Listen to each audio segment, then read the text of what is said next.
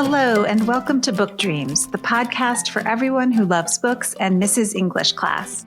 I'm Julie Sternberg, author of a number of children's books, including Like Pickle Juice on a Cookie and Summer of Stolen Secrets, a brand new middle grade novel. And I'm Eve Yohalem. I'm also a children's book author. My books include The Truth According to Blue and Cast Off, The Strange Adventures of Petra de Winter and Bram Broen. In each episode of this podcast, we consider a book-related topic.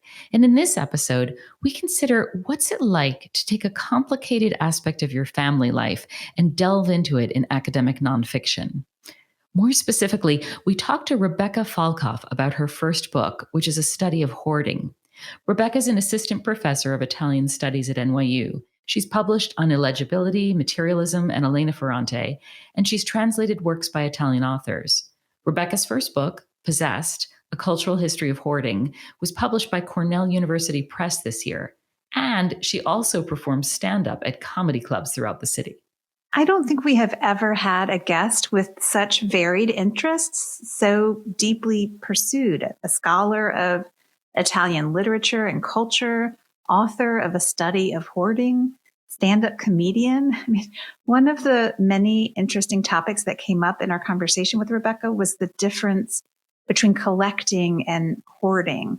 And with that conversation in mind, I can't help thinking of Rebecca as someone who collects these fascinating passions in different rooms of her brain and sort of organizes them there. Ooh, yeah, that's such an interesting way of thinking about it. I hadn't thought about that. I'm kind of jealous of her. Like, I want these different rooms in my brain to fill up with these interesting topics and interests. But she talked with us about how hoarding, or a fear that she has that she might become a hoarder, how that shapes so much of her thinking, largely because she has family members who are hoarders. It shapes how she thinks about her ability to organize her thoughts and her writing. It shapes how she thinks about her social media posts. And there's something so resonant about this topic of what we accumulate and why, how we arrange it, and when exactly it becomes too much. So even after this one conversation with Rebecca, I can feel myself thinking about things through this new lens. It's really powerful. Yeah, it is. It's that last part I keep thinking about, the fine line between collecting and hoarding. So I wonder what keeps people from crossing it. You know, was JP Morgan protected from being a hoarder by his wealth? I think about without all those curators who managed his vast collections, what would his basement have looked like? Yeah, it's true. Although that would have been a pretty fascinating hoard. Yes, for sure. For sure. So we talked to Rebecca about how wealth and class play a role in what's considered hoarding, and also about why people hoard, its connection to mortality, why so many people hoard newspapers, and all sorts of fascinating topics. Yes. And we started by talking about Rebecca's experience with hoarding in her own family. You say in your book that your father is a hoarder, as was his mother, your grandmother, who has one of the world's best names, Fontaine Maverick Falkoff. Am I pronouncing Falkoff right? I like to pronounce it as close to a swear as possible because it's funny. But yeah, Falkoff. Falkoff. That's great. Can you describe the homes of your father and your grandmother? Yeah. My grandmother's home, I hadn't been in her home for like maybe 15 or 20 years before she died. The last time I was in there, I was probably, 15, and it smelled really bad. I don't even remember what was in there. I remember like a lot of grape Fanta, but that must just be because that was what was exciting to me as a kid when I went there. Mm-hmm. My dad's house has hundreds and hundreds of musical instruments. He's in a nursing home now. He had a stroke in October. And so my mom and my uncle and brother, sometimes me, but I get a little bit squeamish about the mouse poop. So they've been working on cleaning his house for like 4 months. They put in a couple hours every day. Can't really stay there for too long because none of the bathrooms work. I mean, everything is covered with dust. A lot of mouse poop, a lot of musical instruments, a lot of espresso machines, a lot of shoes, motorcycle helmets, books, papers, just a lot of stuff. And a lot of it is really interesting. When I go there, I like to just explore and look for cool things. It's like I found a an optometrist set from the 1870s, which has these lenses and frames beautifully arranged in a velvet lined wood box. There are some interesting things there and just a lot of junk and a lot of stuff. Is the reason that you hadn't been back to your grandmother's house for so long, is that connected to the hoarding? Well, she wouldn't let anyone in her house. Mm-hmm. She has 5 sons, one of whom is my father. And I think at some point, maybe in the decade before she died, they had tried to trick her into going to Maine, and then they tried to clean out her house while she was gone, but that didn't really work. So I think some of her sons had been in there before she died. But yeah, you couldn't go there. And is it your sense that she stopped people from going there in part because she didn't want anyone interfering in that way? I think so, yeah. I wouldn't either, let's be honest. Yeah. But there is this thing where it's not really about shame. My dad has a lot of pride in the things that he has. Mm-hmm. So hoarding is obviously a subject that fascinates you. You've written this book and you had a blog on Tumblr about hoarding for many years.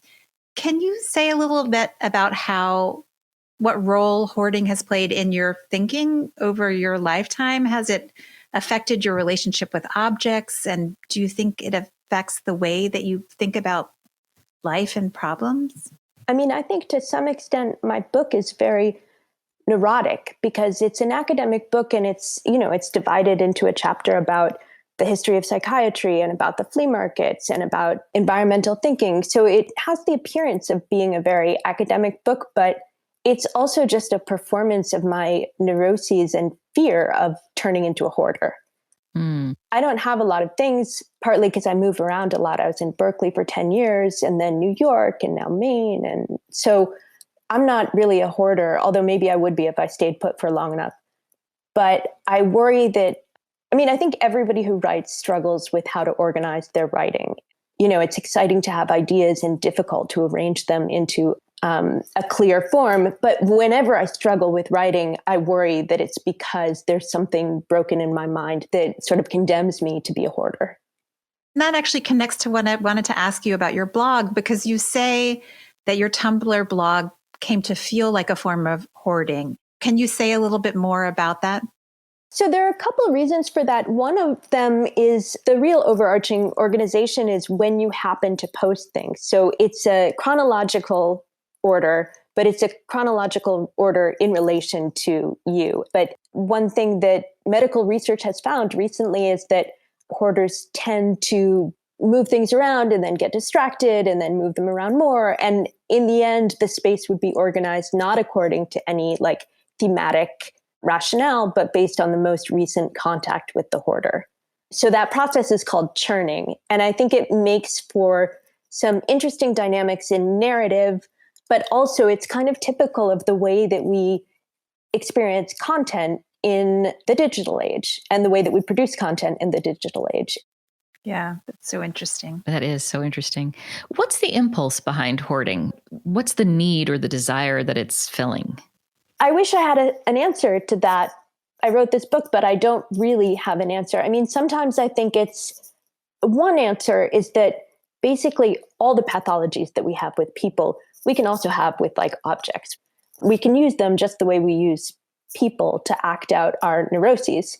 So there are all sorts of rationales. The times when hoarding acquires a patina of rationality would be, for example, the Depression era or war survivors rationale of you never know when you're not going to have enough or things might come in handy, or there's a lot of sort of hedging against an uncertain future. Mm. And I think that that's a pretty good reason to hoard. I mean, it's not a good reason to have so much stuff that you get crushed by it and die. Right. But there's nothing wrong with saving things for a future when you're not sure what the future will look like. The basic idea of hoarding is that value changes in time. And so anytime you have the possibility of not knowing what the future will look like, there's some impulse to hoard. Case in point being all the toilet paper. Yeah. Somehow toilet paper became a symbol of safety for all of us. It was the thing that we needed. Right. Is it fair to say that what causes a person to become a hoarder is some form of anxiety? Or do we know what causes someone to become a hoarder? Yeah, perhaps some form of anxiety, but there are all sorts of other ways that people hoard, like sometimes the sort of pain of having to give up something that has sentimental value, or simply the sense of comfort of being surrounded by things that you like to look at. Sometimes there is this sentimentality that makes the hoarded objects look more like souvenirs, or a kind of aesthetic appreciation of the feeling or environment of having things around you. Yeah. And maybe even like dwelling in a cave-like place. You said that hoarding is both a means to disavow mortality and a mortal threat to the practitioners. Can you say a little bit more about that? Yeah, I mean, I think if you collect and save hundreds of broken violins, thinking that one day you'll clean out a room and have that be your workshop and that you'll fix all these violins. And if you do that when you're 70 years old and you've been doing that for 20 years and you've never fixed a violin, I mean, it is a disavowal of mortality, not even in the idea that these objects will survive you, but in the idea that your life could never be so long as to find time to fix hundreds of violins, Right. especially if you never take the time to fix a violin. Mm-hmm. And it is a mortal threat to the hoarder. I mean, there have been in the last 20 years a number of house fires. Firefighters call hoarded spaces Colliers Mansions. It's very dangerous for a firefighter to try to get into a hoarded space. Also, people can fall and not be able to get up because things fall on top of them. So it's dangerous. I mean, especially as people get older and more things accumulate around them, it becomes more dangerous. I can see that. You also mentioned in the book that many hoarders who are forced to clean out their spaces fall into a terrible depression and even die sometimes after that. That is something that Randy Frost and Gail Steckity have found. And there's a documentary by Martin Hampton about a collector who has to live in a nursing home and becomes very depressed and just seems to think that everything is hopeless. To some extent, it's a life's work. And even if it looks like a horrible mess of broken junk, every object in my father's house is something that he's found and had the thrill of finding and then brought home. Even like there's machinery there. I don't know how he got a drill press to the second floor of his house, but like everything in there is something that he's lugged home probably by himself. I don't know how he did it. It's painful to be there surrounded by it when you just feel like you wouldn't even know how to begin cleaning it. There's so much and it's so filthy and it's, I don't know. I mean, sometimes I'm glad for my allergies because I start wheezing when I'm in there and don't have to stay for too long. But no, it's a life's work, but it's also a burden. Mm-hmm. So I don't know. I think that's some of it. Yeah. It's so complicated. What is the line between collecting and hoarding? How do we know when a desire for things becomes pathological? Well, I sort of answer that question by avoiding it and by saying that hoarding is a fetish discourse, which means that it's predicated on clashing perspectives about value. So in order to have a hoard, you need to have two ideas about value. And one needs to be, this is not okay. And one needs to be, but wait, these are important things. But there needs to be a sort of tension between two different perspectives. Otherwise, there's no hoard. There's a reason we call the stuff we own belongings. I mean, all our crap, it gives us a sense of who we are and our place in the world. I have so much sympathy for people who hoard. All that stuff that other people say is junk or that maybe isn't junk but is causing you harm in some way. All of it is precious to the person who collects it. It's a mental illness. But I think we can all relate to the power of sentimental value and how casting off objects we once cherished can feel a little like death. I know exactly what you're saying. I remember this moment with my mother-in-law who really didn't collect much at all and was not a very sentimental person. But I remember so vividly once she dropped something like a little tchotchke and it fell and it broke. And she started to cry, which was really unexpected. It was out of the blue. And she just said, that it was something that she'd gotten at a particular moment on a vacation. And it, I think, surprised even her how much it meant to her. Yeah.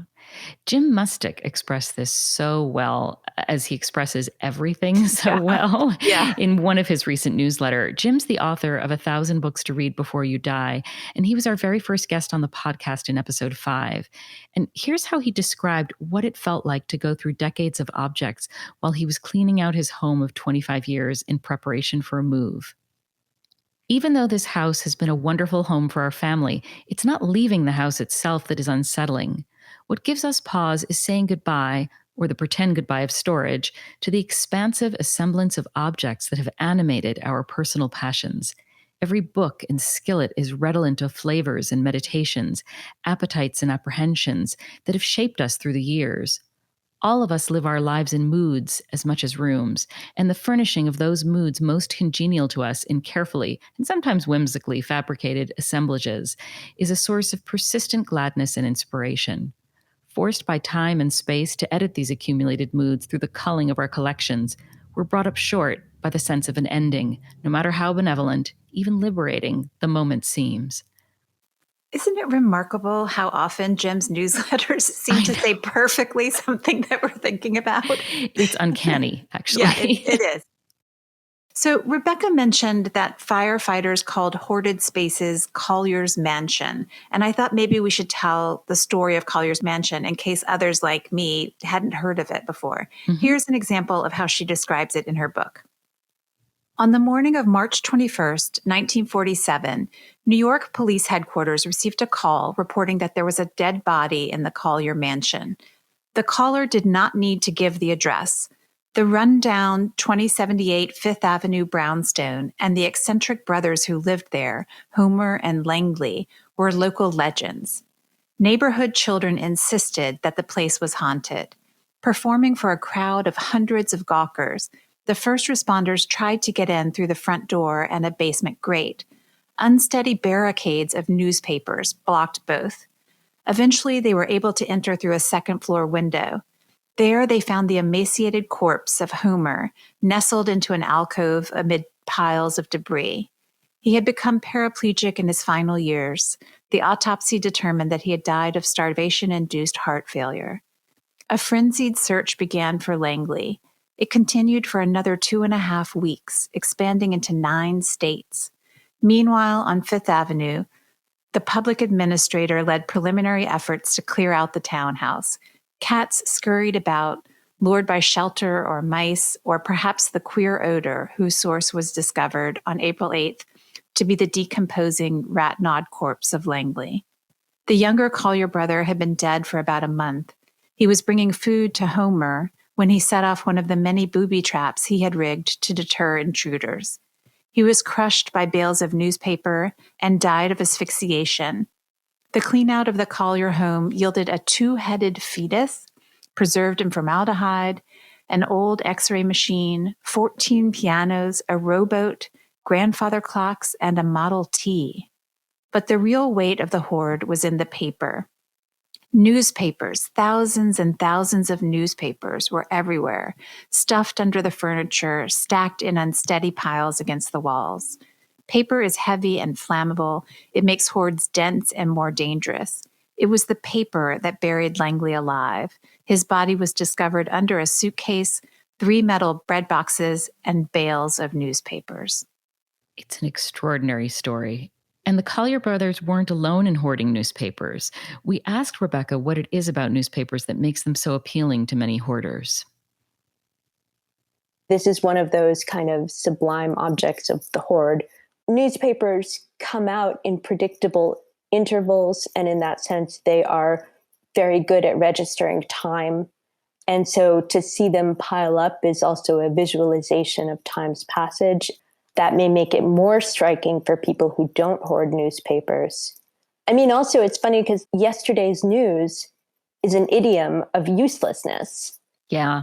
Outdated newspapers are really synonymous with junk. Yeah. Or not even junk, because junk could be fixed up. Junk has potential in a way that I don't think newspapers often do. Hoarders must see value in newspapers. I think so, or they see, I mean, I've heard of hoarders thinking, well, there might be something in there and I don't want to miss that opportunity. I haven't read it yet. I might want to read it. So in that sense, it's more along the lines of a disavowal of death. Is there a threshold of wealth beyond which you're just hoarding money? So are all billionaires economic hoarders? And just wondering what your thought is about that.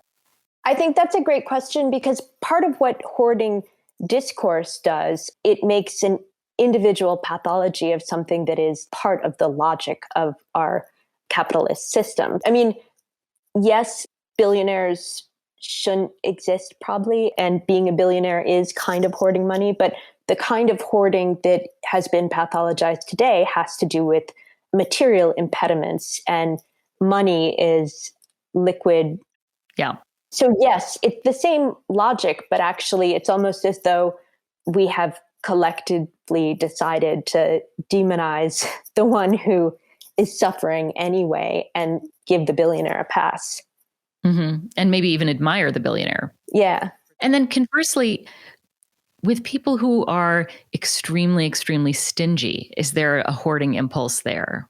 Yeah. The miser is an important precursor to the hoarder.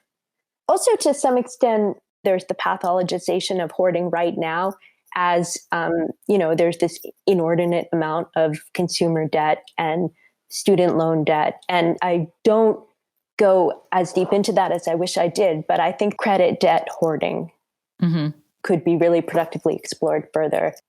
It struck me reading your book that a lot of the thinking that's been done historically, I mean, going back, as you said, to the late 18th century, a lot of that thinking has been done by men. And I wonder, is there a feminist lens through which to view hoarding? And if so, do we learn different things? Yeah, I think that insofar as the hoarder begins to look like all sorts of celebrated types of modernity, like the artist, the detective, the flanner, the rag picker, all these forms of genius of which the hoarder is a failure. It's more common to see men in the guise of failed genius hoarder.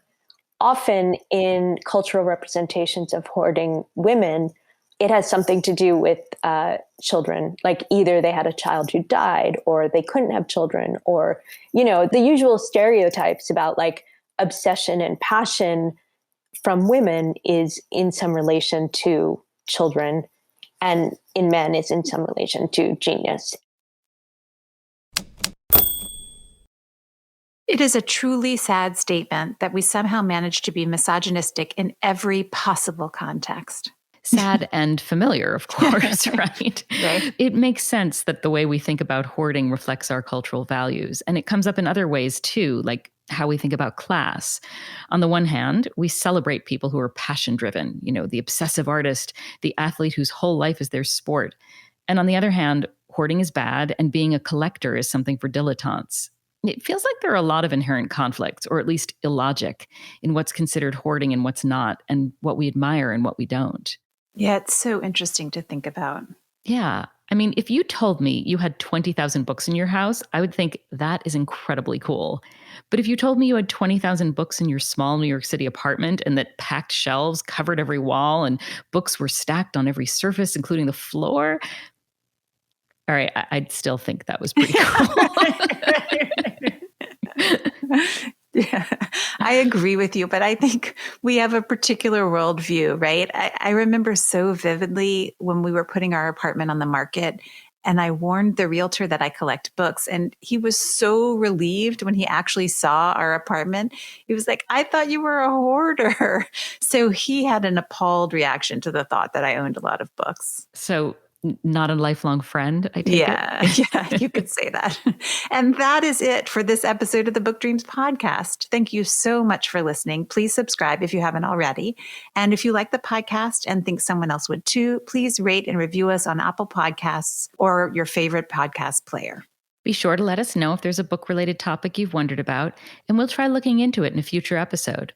You can reach us for that reason or any other at contact@bookdreamspodcast.com. We're also on Twitter at BookDreamsPod and on Instagram at BookDreamsPodcast. You can find Rebecca on Twitter at Rebecca R. Falkoff. Many thanks to our producer, Gianfranco Lentini, and to our theme music composer, Maya Polsky. You can find Eve at eveyohalem.com and me at juliesternberg.com. And check out the podcast website, www.bookdreamspodcast.com. Book Dreams is part of the Podglomerate Network and LitHub Radio. Until next time, happy book dreaming. Happy book dreaming. Come listen to Book Dreams with Julie and Eve.